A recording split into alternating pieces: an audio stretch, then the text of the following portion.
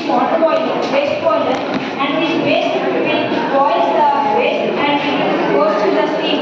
After steam goes to the turbine. The turbine will rotate and it converts to the energy.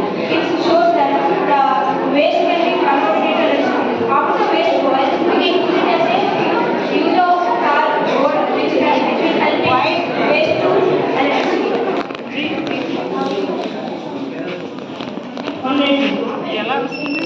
After when the waste is